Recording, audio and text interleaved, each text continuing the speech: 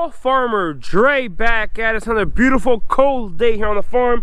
But I want to thank everybody for stopping by. If you guys haven't already, go and hit that subscribe button, go and smash that like button. If you guys enjoyed today's video, don't forget to hit that notification icon so you guys can be notified whenever I do upload a video. So I am standing out here in our high density apples, and I'm going to go ahead and show you guys exactly how we prune an entire row here. I already started on when was it? A couple weeks ago. Been off and on. I only like to prune when it's super nice and warm outside. It makes it flow a little easier. Your hands are not as frozen. But it's, you know, it's about the first week of February now, getting close to it, and we still have a lot to prune. Generally, it's just me and both of my brothers out here pruning. So we got about 20 acres of trees to prune, so we got quite a bit of work towards us. A lot of the commercial guys who have hundreds of acres of apples, they start with their crews about, you know, after Thanksgiving. We're a little smaller, we can wait a little longer for us to start pruning, but we're gonna have to start. I already started out here on the high density block, but I'm gonna go ahead and show you guys exactly how we are pruning. And today I'm gonna be pruning, these are Fuji's on a Geneva 41 rootstock, planted in spring of 2019, so they'll be going in their third season of production. So let's go ahead and get started. The top wire there is 9 feet. We got to come back later and put all the clips and everything, but today I'm just pruning. So what we did whenever we first planted them, we tried making sure that the rootstock was a couple inches above the ground. Now that I'm doing more and more research into high density apples, they recommend 4 to 6 inches, but hey, it is what it is. I learned my lesson, and now I'm gonna continue doing what I've been doing. But you know, that's how it is. You just keep on learning, progressing. So you can definitely tell here before I start pruning which branches I tied down whenever we first got the trees from the nursery. So this branch was tied down, this branch was tied down, this branch was tied down, and all these three right here. And I believe I did come through last winter and tied a bunch more down. So the reason of tying down branches is to initiate flower buds on the tree. So a perfect example of a branch that wasn't tied down, and I mean, I can't really blame this one because it grew this season, but a branch that isn't tied down below horizontal compared to a branch that is tied down below horizontal. So this branch right here is not hitting this next tree yet. These trees are planted 3 feet apart, and they got all the flower buds that, you know, we're gonna go ahead and send off flowers. And I went ahead and tied these down, and look at the amount of growth I got this past season. So I tied it down. This is where it came from the nursery, and I tied it down, and look how much it probably grew. Was that not even a handful? That's like not even 8 inches from here to here. But if you don't tie them down, you know, you get a bunch of this long 3-foot wood here, and it's just a bigger pain to prune and to cut out. So the first thing I'm going to do here is look at a tree. And generally, whenever you're pruning a mature high-density apple orchard, you got to look through the tree and take out two or three of the biggest branches on the tree. So I'm going to go ahead and look through here. And since we haven't cropped these yet, I want to be very lenient because this next season I'm going to go ahead and crop them for the first time. So looking through here, you know, up top, up bottom, you want to start from the bottom, look at an entire tree here. So two of the biggest branches I would say is this one and this. And another key thing to look at high density apples, whenever the side branch reaches half the diameter of this main stem here, you want to go ahead and take it out. So what you want, this is what you want right here. Small, it's smaller than a dime size. It's real softwood. So I'm going to go ahead and leave a Dutch cut. So that is a Dutch cut or a stub, and the reason you want to leave a stub, because now if there is a bud right there, so that bud is going to go ahead and produce another small side branch instead of one fat big woody branch. Alrighty, so there's one. I'm going to go ahead and take this one out as well.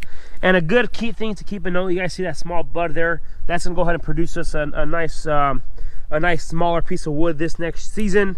So these are all fine here. This one is too tall and it's going to kind of compete with the leader, so I'm going to go ahead and leave that stub there as well.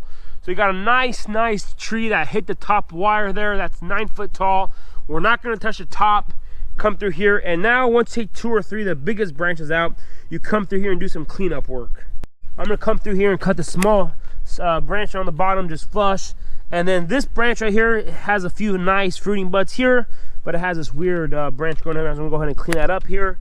And that's pretty much it that I'm going to do here. You know, you got some soft, nice wood here. and I could, you know, clean some of this up here growing up, but it's just preference by then. And I mean, if there's another side branch, I'll cut this one out, but I don't want to cut too much out of the tree so that the power and energy could go to the actual fruit instead of the wood. I could go ahead and project this next year's crop. So I'm gonna go ahead and count how many flower buds there are. So there's 1, 2, 3, 4, 5. These might give out a flower bud. I'm not gonna count those. 6, 7, 8, 9, 10, 11, 12, 13, 14, 15, 16, 17, 18, 19, 20, 21, 22, 23, 24, 25, 26, 27, 28, 29, 30, 31, 32, 33, 34, 35. So potentially this next season, this apple tree could produce us 35 apples per tree, just because that's how many fruiting buds there are. It has reached that top wire, so I'm not gonna be scared to crop it because I'm trying to get the tree to shut down. So whenever you're growing high density apples, you know, you do not want to crop the trees until the tree has hit that top wire, that 9-foot mark. Once it has reached that 9-foot mark, go ahead and crop it.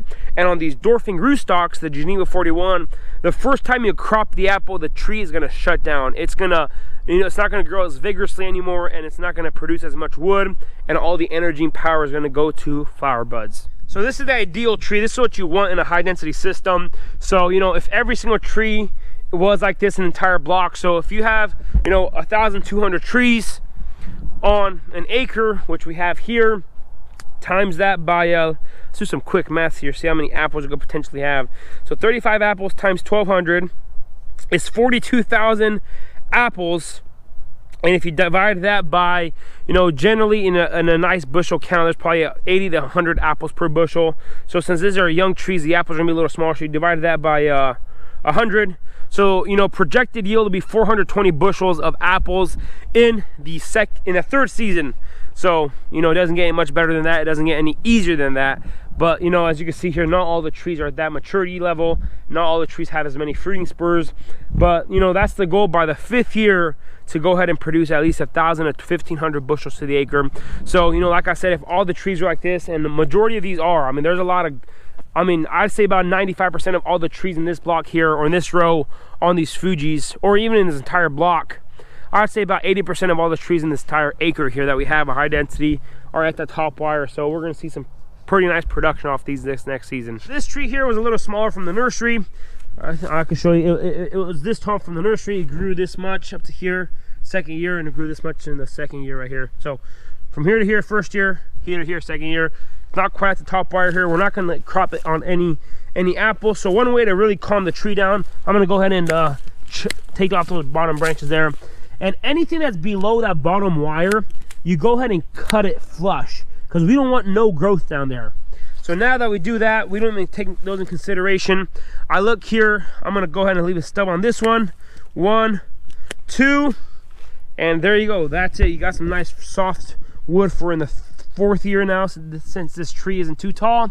Go ahead and train it up here in the 3rd season, all the way to that top wire, and go ahead and produce us some nice apples. So on to the next tree. Let's go here. The one thing that I am learning now, and what I should have done in the 2nd year, so now everybody who plants high density apples, in the 1st year, they go ahead and take off all the branches, and then whenever they take off all the branches, you know, that tree just grows vegetatively, and then you just tie down branches in the 2nd year. So one thing I didn't do is I went ahead and tied all the branches down in the 1st season, and I should have cut these out because they're below this this bottom wire here. But there's too many good fruiting buds on here that I want to crop these next year. So I'm gonna go ahead and just kind of do some cleanup pruning on this one, cut all these below the wire flush. And if it was a regular season, like in the 3rd or 4th year, I'll go ahead and chop these off. But I do want to crop these, so I'm not gonna go ahead and do that. I'm gonna go ahead and take all these long ones that are growing up here straight. And now let's see which branches are big and fat. So we go ahead and leave this one. That's 1. This one's real fat. 2. Leave a nice stub there. And that's it. That's pretty much what we're gonna do. I did the cleanup work on the bottom, take out 2 of the biggest branches. We're gonna potentially crop this one next year since it has another 6 inches to grow there, and do that. So let's go to the next tree here. So go ahead and take all these from the bottom out. All these suckers should have been pruned out during the summer months, but it's all right. So let's see here. What are the 2 biggest branches? This one right here, 1, and there's not really another one. All the ones are pretty nice. What I can do, I'm gonna go ahead and prune this one to the softer piece of wood here, chop that big stuff out of here, so now there's a nice soft piece of wood there, and then the tree's not gonna go ahead and explode from there. I might do some cleanup work here as well. So just see that soft piece of wood there, and that's it. So on to the next tree. This tree's all messed up. You know, this is what I wish I would have pruned everything from planting. So this tree's only, you know, not even at the third wire. So what I'm gonna do here, I'm gonna go ahead and leave a stub there on the biggest branch there.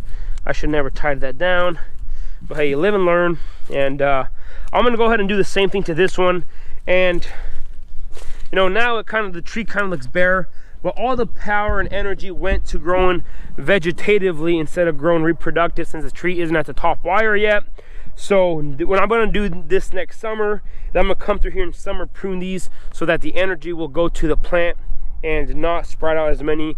I'll take you guys along for that to kind of explain what is going on here. So let's go ahead and continue on here. Go ahead, I'm going to go ahead and take all these off here from the bottom that shouldn't have been here. So the two biggest branches here, so that tree has hit the top wire, as you guys can see here. I'll say this is the biggest branch here. Go ahead and chop that off. There's one, and kind of hard. This one's kind of growing out in the middle of the row there.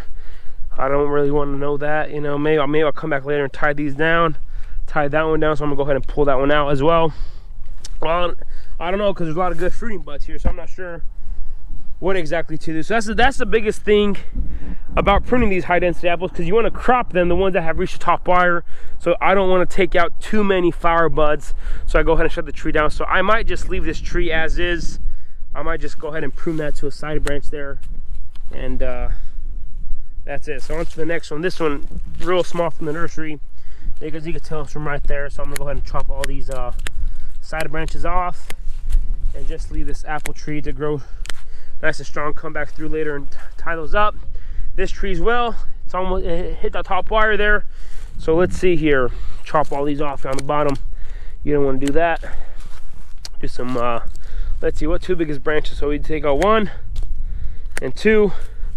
Do some cleanup work here. Maybe this one right here. It's growing 2 up, and that's it. So we got to come through and restake these. But that's how pruning is on high density apples. So come through here, chop these off, clean up the bottom there. Take out the 2 biggest branches here. So it's gonna be hard to do that. So take this one out. That one's going too close to the leader there. So 2, and I'm gonna take 3 on this one since it's not quite the top wire there. And do some more cleanup work here. I'm gonna take, I don't know which one I'm gonna take out here. I'll just take that one out, and that's it. On to the next tree. So a lot of the trees are pretty messy like this, and that's just because I didn't manage these too well in the summer.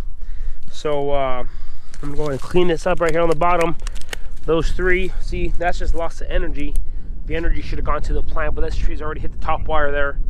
So I'm gonna go ahead and do this cleanup cut here, and that has some nice fruiting potential there. I'm gonna leave that there. I'm gonna go ahead and clean this one up here. Do some more cleanup work there. I'm gonna go ahead and take out this branch. That's 1 and 2.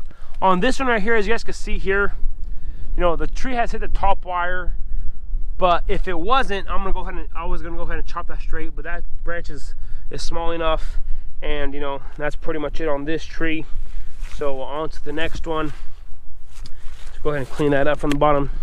And this one hasn't hit the top wire there yet. It's about, there's Charlie, the small cut there. I'm gonna go ahead, since this tree hasn't hit the top wire, this is a perfect example. I'm gonna go ahead and just clean this tree up nicely, cut those flush, all the energy could go to the top of the tree instead of going to the bottom of the tree. So right here, this is another big tree, and hit top wire, but there's a lot of these big fat branches that grew this season. So this just proves that if you tie down the branch like I explained earlier, you know, got a lot of more fruiting potential. So go ahead and chop that one because below the wire. There you go. So the 2 biggest branches, take out that one. I'm gonna go ahead and take out that one, 2 and 3. So that's it. Just keep going on and on. So I hope you guys get the gist of what's going on here. It's not too terribly bad. And like I said, you know, there's some stuff I could have done better in my first year planting, but now that I know all this stuff, whenever we do more and more plantings in the future, it'll be a lot easier to manage and maintain. And to begin with, I don't know why the dogs are barking. They're running that way for some reason. But I'm gonna go ahead and continue working here and pruning these trees. Alrighty, y'all, so this is gonna be pretty much it for today. If you guys haven't already, go ahead and hit that subscribe button. Go ahead and smash that like button if you guys enjoyed today's video. Don't forget to hit that notification icon so you guys can be notified whenever I do upload a video. I want to say thanks for watching up to this point. You guys have a good day, and we will see you next time.